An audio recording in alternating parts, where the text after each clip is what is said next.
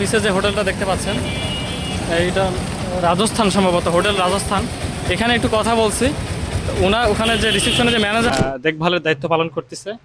কি বাবু, ঠিক কিনা? হ্যাঁ, ও বলতেছে ঠিক, ও পাহারাদার হিসেবে আছে আর কি। আসমানিরে দেখতে যদি তোমরা সবে চাও, রহিমউদ্দিনের ছোট্ট বাড়ি রসুলপুরে যাও। আসসালামু আলাইকুম রহমতুল্লাহি বরকাতু। সম্মানিত দর্শকবৃন্দ এবং ভ্রমণ পিপাসু বন্ধুগণ, আশা করি আপনারা সবাই ভালো আছেন। আর এই মুহূর্তে আমি আছি শরীয়তপুর জেলার গোসাইরহাট উপজেলাতে। আর বিনা টাকায় বাংলাদেশ ভ্রমণের 64 জেলা ভ্রমণের আজকের আমার গন্তব্য হচ্ছে ফরিদপুর জেলাতে। তো ফরিদপুর জেলা যাইতে হলে আমাকে এখান থেকে সর্বপ্রথম যাইতে হবে শরীয়তপুর সদরে। ওখান থেকে বাস বা যে কোনো মাধ্যমে আর কি ফরিদপুর পর্যন্ত যাইতে হবে। তো চলেন আসলে আমরা এখন দেখি যে বিনা টাকায় এখান থেকে শরীয়তপুর সদর পর্যন্ত আমাদেরকে নেয় কিনা। দর্শক, আপনারা দেখতে পারতেছেন আমি কিন্তু এখন একটা বাস পেয়ে গেছি, মানে শরীয়তপুর জেলা সড়ক পরিবহনের বাস। এই বাসেই কিন্তু আমি গতকালকে মানে শরীয়তপুরের ভ্রমণে আর কি রিজেকশন খাইছিলাম, পরে আজকের ফরিদপুর ভ্রমণের শুরুতেই আর কি আমি বাস পেয়ে গেছি। আর এখন সদর পর্যন্ত যাচ্ছি আর কি। আমি এই যে আমার ড্রাইভার ভাইকে বলছিলাম, ওস্তাদ যে আমাকে আসলে বিনা টাকায় ভ্রমণ করতেছি, আমাকে নেওয়া যায় কিনা। তো উনি বলছে হ্যাঁ নেওয়া যাবে। ওনার নাম আমরা একটু জিজ্ঞেস করি, ওনার নাম কি ভাই? ওনার নামটা একটু বলুন। জি, সাব্বির, মোহাম্মদ সাব্বির। সাব্বির ভাই, উনি আসলে এই রুটে আর কি 1.5 বছর ধরে বাস চালাচ্ছে আর কি। আমি কিন্তু এখন আসলে শরীয়তপুর সদরে চলে আসছি। গোসাইরহাট থেকে আমি প্রায় 8টা হচ্ছে 10-15তে গাড়িতে উঠি। এখানে আসতে 1 ঘন্টা 5-6 মিনিট সময় লাগে আর কি। এখানে এসে ফরিদপুর বাস খুব একটা অ্যাভেলেবল না, কাউন্টার থেকে আমি শুনলাম। সকাল 8টায় সম্ভবত একটা আছে, তারপরে হচ্ছে 11টায়, আর বিকালের দিকে একটা বাস পাওয়া যায়। তো আমি এখন দেখবো যে 11টার যে বাসটা আছে ওনারা আর কি আমাকে নেয় কিনা ফরিদপুর পর্যন্ত। যদি না নেয় সেক্ষেত্রে এখান থেকে আমাকে মাদারীপুর যাইতে হবে, মাদারীপুর থেকে আবার ফরিদপুরে বাসে যাইতে হবে, মানে 2 ভাগে যাইতে হবে। অথবা এখান থেকে আমাকে আবার পদ্মা সেতুতে যাইতে হবে, ওখান থেকে অনেকগুলো ফরিদপুরগামী বাস পাওয়া যায়। তো আমি এখানে 11টা পর্যন্ত অপেক্ষা করব, তারপরে দেখি ওনারা আমাকে নেয় কিনা বিনা টাকায়। তো আমি কিন্তু এই যে এখানে একটা কাউন্টারে আছি, কাউন্টারে গিয়ে আর কি যারা ওখানে টিকিট বিক্রি করে ওদেরকে একটু জিজ্ঞেস করি যে ওনারা কোনো ব্যবস্থা করে দিতে পারে কিনা বিনা টাকায়। চলেন একটু দেখি, সাথে করে যাই। আসসালামু আলাইকুম, একটু কথা বলা যাবে? কি মানে এখান থেকে ফরিদপুরের গাড়ি মনে হয় ছাড়বে সম্ভবত, তাই না? 11টায়? মানে আমি বাংলাদেশের পুরো 64 জেলা আর কি বিনা টাকায় ভ্রমণ করতেছি, যে দেখতে পাচ্ছি পরিবহন সেক্টরে মানুষ বাংলাদেশ ঘুরে দেখার ক্ষেত্রে কতটা সাহায্য করে। তো আমাকে কোনোভাবে আজকে ফরিদপুর পর্যন্ত নিয়ে যাও। আমাদের 11টায় গাড়ি আছে, শরীয়তপুর টু ফরিদপুর শাহ ফরিদ গাড়ি। 11টায় জাস্ট টাইম, 11টায় ছেড়ে যাবে। মানে আপনাদের গাড়িগুলো কখন কখন ছাড়ে এখান থেকে? এটা ফরিদপুর টু শরীয়তপুর সারাদিনে 4টা গাড়ি যায়। প্রথম ট্রিপ যায় সকাল 7টা 10 মিনিটে, পরেরটা 8টা 20-এ, এখন 11টায়, পরেরটা লাস্ট হলো বিকাল 4টা 20-এ। আজকে আমার গন্তব্য হচ্ছে ফরিদপুর ঘুরে দেখা। আপনারা কি আমাকে এই ব্যাপারে হেল্প করবেন কিনা যাতায়াতের ক্ষেত্রে? জি, অবশ্যই হেল্প করবো। তাহলে আমি আপনাদের আজকে ভ্রমণের সঙ্গী হতে পারতেছি তো নাকি? জি, অবশ্যই। তাহলে আমি এখানে অপেক্ষা করতেছি, গাড়ি আসুক। আচ্ছা দর্শক, দেখতে পারলেন আমি কিন্তু আপনার নামটা একটু আমি জেনে নিই। আমার নাম মোহাম্মদ ইদ্রিস মোল্লা। ইদ্রিস মোল্লা। আচ্ছা, আমি ইদ্রিস মোল্লা ভাইয়ের সাথে কথা বলতেছি। উনি এখানে আর কি টিকিট বিক্রির দায়িত্ব পালন করে আর কি। ওনার সাথে কথা বলে জানতে পারলাম যে উনি আমাকে ফরিদপুর পর্যন্ত যাইতে সাহায্য করবে। গাড়ি আসলে আমি গাড়িতে উঠবো, আপনারা দেখতে থাকেন। গাড়িতে উঠে আপনার সাথে কথা হচ্ছে। তো দর্শকবিন্দু, আপনারা দেখতে পাচ্ছেন যে আমি কিন্তু বাসে উঠে গেছি। আর বাস 11টায় ছাড়ার কথা থাকলে 11টা 5-এ ছাড়ছে আর কি। আর এই পরিবহনের নাম হচ্ছে শাহ ফরিদ পরিবহন, যেটা শুধু শরীয়তপুর থেকে ফরিদপুরের উদ্দেশ্যে যাতায়াত করে থাকে। এখানে নির্দিষ্ট পরিমাণ গাড়ি আছে, শরীয়তপুর থেকে বেশি গাড়ি যাতায়াত করে না। আর হচ্ছে আজকে আমাদের ওস্তাদ বা ড্রাইভার আর কি মুরব্বি চাচা, উনি গাড়ি চালাচ্ছে। জাস্ট শুধু ওনার নামটা আমি জিজ্ঞেস করবো যে ওনার নামটা আসলে কি। চাচা, খালি আপনার নামটা বলেন। শেখ মিজানুর রহমান। শেখ মিজানুর রহমান কিন্তু আমাদের আজকের হচ্ছে ড্রাইভার। উনি আমাদেরকে ফরিদপুর পর্যন্ত পৌঁছে দেবে। আর ইনি হচ্ছে আমাদের হেল্পার সাহেব। ভাই, আপনার নাম বলেন। আমার নাম রানা। মোহাম্মদ রানা বা মাসুদ রানা, যাই বলি না কেন, রানা ভাই। উনি বলতেছিল যে যাক, মনের মতো একটা মানুষ পাইছি আজকে যে বিনা টাকায় বাংলাদেশ ঘুরতেছে। তো আপনাদেরকে এই ঘোরার ফাঁকে ফাঁকে হচ্ছে আমি কিছু ব্যাকগ্রাউন্ডের রাস্তার ছবি শেয়ার করার চেষ্টা করব।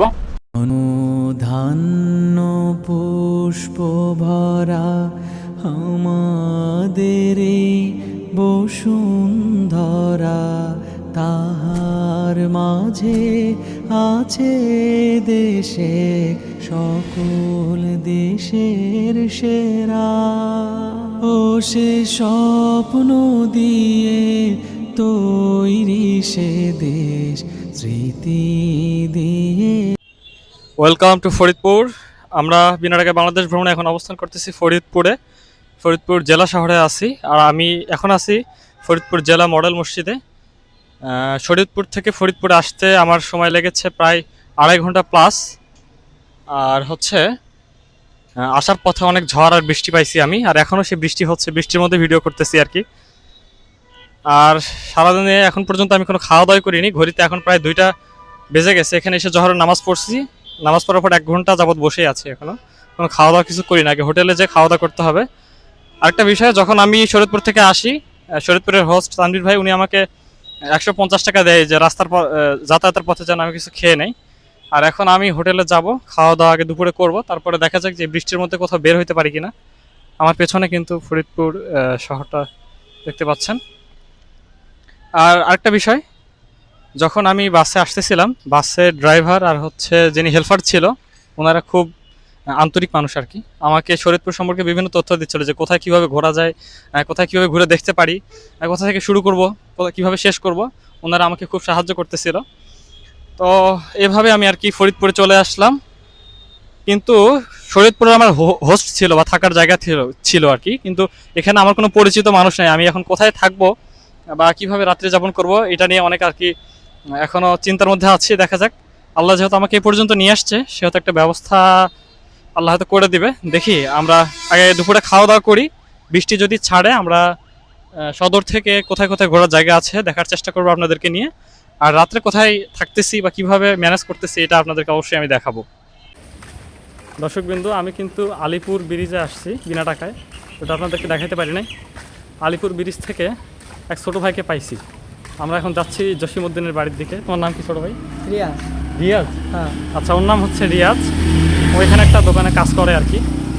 তো ওর বাসা জসিমউদ্দিনের বাড়ির আশেপাশে আর কি। তো আমি জিজ্ঞেস করছি জসিমউদ্দিনের বাসা কোথায়, তো ও বলতেছে যে ও আমাকে নিয়ে যাবে। তো ওর সাথে হাঁটতেছি রাস্তা ধরে আর কি, ফরিদপুরের রাস্তা।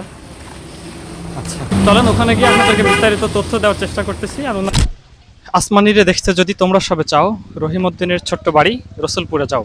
আশা করি এই কবিতার লেখক যিনি আছেন, ওনার নাম আপনারা জানেন, পল্লী কবি জসিমউদ্দিন। তো আমি রসুলপুরে না আসলেও জসিমউদ্দিনের বাড়ি আজকে দেখতে এসেছি আপনাদেরকে নিয়ে। তো রাস্তাতে হেঁটে আস্তে আস্তে আমার প্রায় চুল মাথা সব ভিজে গেছে। তো আমি দেখতেছি কষ্ট করে, এবং আপনাদেরকেও কষ্ট করে দেখাচ্ছি। তো আপনারা চাইলে কিন্তু ফলো করে দিতে পারেন আমাদের ফেসবুক পেজ অথবা ইউটিউব চ্যানেলটা সাবস্ক্রাইব করে দিতে পারেন। চলো আপনাদেরকে সাথে নিয়ে আমরা ওনার বাড়িতে একটু প্রবেশ করি। এই যেটা হচ্ছে গেট, আমি গেট দিয়ে ঢুকতেছি। দেখেন, যদিও ভিডিওটা একটু ব্লার হচ্ছে, কাঁপাকাঁপি হইলেও কিছু করার নাই। এই জায়গাটা আসলে হিয়ারিং করা। আর উপরের এই অংশতে বিভিন্ন কবর আছে জসিমউদ্দিনের, পাশাপাশি ওনার বাবা মায়ের বা ওনার কোনো আত্মীয় স্বজনদের কবর। আপনাদেরকে কবির বড় ভাইয়ের ঘর দেখায়। এই যে এই ঘরটা দেখতে পাচ্ছেন আমার পেছনে, এই ঘরটা হচ্ছে কবির বড় ভাইয়ের ঘর। এবার আপনাদেরকে দেখায় কবির ঘর। এই যে আমার পেছনের এটা হচ্ছে কবির ঘর।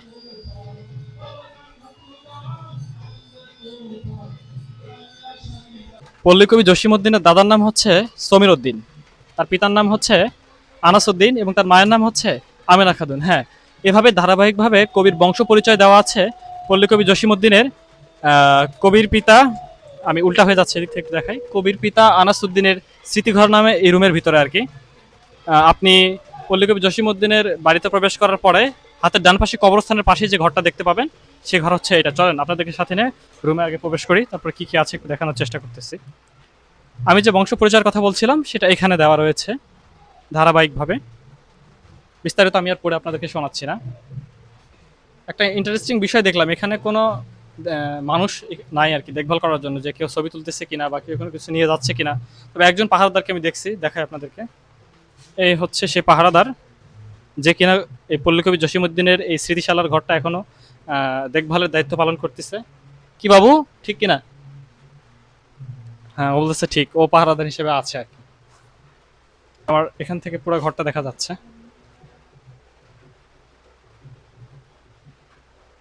এখানে অনেক কিছু আসলে মৃৎশিল্প এবং কবির ব্যবহৃত কাপড়, শাড়ি, কবির স্ত্রীর আর কি শাড়ি, কাঁথা, বিভিন্ন কিছু এখানে দেওয়া আছে। এরকম আরও একটা রুম আছে, আর এখানে কিছু আমি অ্যালবাম দেখতে পাচ্ছি। এগুলো হয়তো কবির কোনো অ্যালবাম হতে পারে। এখানে আসার পর আমি দেখছি যে ফরিদপুর সদরের একটা স্কুলের বাচ্চাদেরকে নিয়ে এখানে প্রোগ্রাম করতে আসছে বা পিকনিক করতে আসছে আর কি। ওরা এখানে বিভিন্ন গান বাজনা বাজাচ্ছে, আমি মজা পাইছি আর কি। এই তো দেখেন এখানে জমায়েত হয়ে সবাই আর কি সাংস্কৃতিক অনুষ্ঠান করতেছে সবাই মিলে আর কি। তো আমি আপনাদেরকে একটু ভিডিও নিয়ে আসার চেষ্টা করি, ওরা কি আমার দিকে তাকায় আছে, ব্যাপার না। আর পল্লী কবি জসিমউদ্দিনের বাড়ির পাশ দিয়ে একটা নদী বয়ে গেছে, এই নদীটার নাম হচ্ছে কুমার নদ, যেটা আমার পিছনে আপনারা দেখতে পারতেছেন। আমার সাউন্ড ক্লিয়ার কিনা জানি না, বৃষ্টির মধ্যে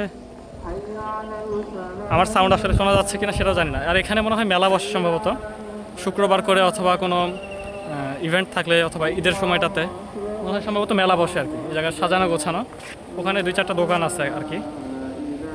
আর এই পাশে এটা হচ্ছে নদী, আরও কাছ থেকে আপনাদেরকে দেখাই, এটা হচ্ছে নদী।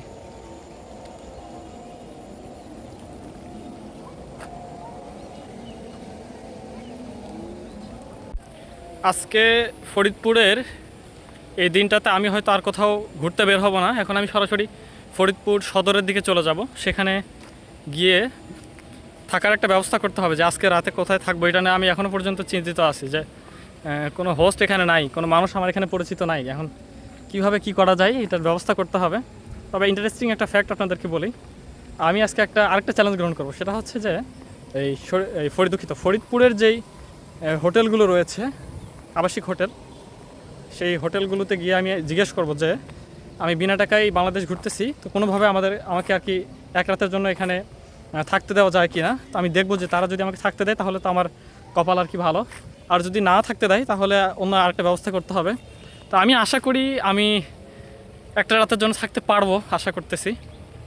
আপনারা আমার জন্য দোয়া করবেন যাতে এই রাতটা আমি হোটেলে থাকতে পারি, এবং পরবর্তী দিনে যতটুকু সম্ভব হয় নতুন কোনো একটা স্থান আপনাদের ঘুরে দেখার চেষ্টা করব। ভাই আমি একবারে হতাশ বলা যাবে না, কারণ দিনের আলো যতক্ষণ আছে ততক্ষণ পর্যন্ত আশাও আছে। আমি এখন পর্যন্ত হয়তো 5টা হোটেলে গেছি, বুঝছেন। 5টা হোটেলের একটা তো আমি আসলে রাত্রে থাকার জন্য কোনো সুযোগ পাই নাই। হয় তারা বলতেছে তাদের এখানে কোনো সিট নাই, নয়তো বা হচ্ছে যে আমরা পারবো না আর কি। এমনকি এমনও হয়েছে একটা হোটেল মালিক আমাকে বলতে, মানে রিসেপশনে যিনি আছেন উনি বলতেছে যে আপনি 100 টাকা দিচ্ছি নিয়ে যান, কিন্তু আমাদের এখানে থাকার সুযোগ নেই। আমি বলছি না, আসলে আপনি যে বলছেন এটাতে আমি খুশি, এখন দেখি অন্য কোনো ব্যবস্থা করা যায় কিনা। আর গাড়িতে আসার পথে আমার একজন ভাইয়ের সাথে পরিচয় হয়েছিল, ওনার নাম্বারটা আমার কাছে আছে, দেখি ওনাকে ফোন দিব যদি ওনার বাসায় বা উনি যেখানে থাকে ওখানে থাকা যায় কিনা। দেখা হচ্ছে পরবর্তী অংশে। আপনারা আমার পিছে যে হোটেলটা দেখতে পাচ্ছেন, এইটা রাজস্থান, সম্ভবত হোটেল রাজস্থান। এখানে একটু কথা বলছি, ওখানে যে রিসেপশনে যে ম্যানেজার ছিল হোটেলের, উনি বলতেছে যে এটা তো একক মালিকানাধীন, ব্যক্তি মালিকানাধীন হলে আমি আপনাকে রাখতাম। তো বলতেছে যে মালিক আসার পরে উনি কথা বলে যদি সুযোগ থাকে রাখবে আর কি। আর মালিক আসবে রাত 8টার পরে, এখন 8টা পর্যন্ত আমাকে অপেক্ষা করতে হবে। দেখি আমি 8টার পরে ওনাকে ফোন দেবো, যদি সুযোগ হয় মালিক যদি কনসিডার করে রাখার জন্য, তাহলে কিন্তু আমি হোটেলে থাকতে পারবো। এখন পর্যন্ত আমাকে মসজিদে থাকতে হবে আর কি।